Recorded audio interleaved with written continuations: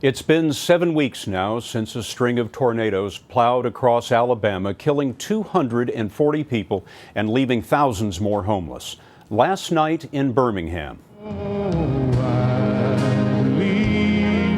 a sold-out concert headlined by the country group Alabama raised more than $1 million to help the survivors.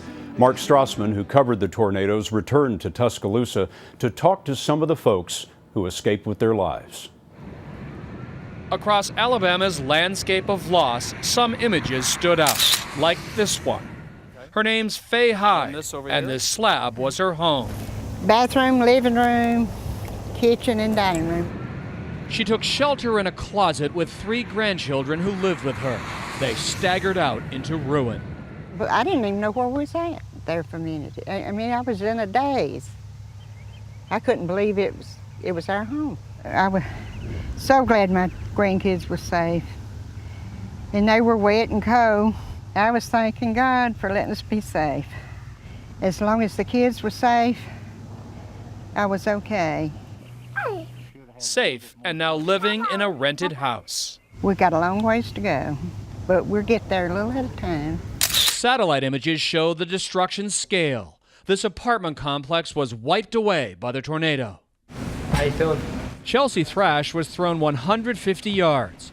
When her mother Kelly reached her, Chelsea could not walk. She was caked in mud and debris, and you know, I just saw my sweet child's face, and I saw her eyes open, and I knew she was going to be okay. Surgeons at the UAB Medical Center rebuilt her crushed vertebrae.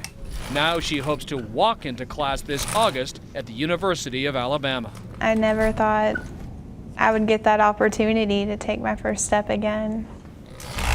I'm going to get up and show them that I can do it for not only them but myself. Firefighter David Wilder and paramedic David Durham remember one child they saved, using a door as a stretcher. We couldn't see him. I mean, he was completely under the rubble. And as we started digging out, we saw there was a leg sticking out from under a door. He's been on my mind since this happened. Because? Because he lived.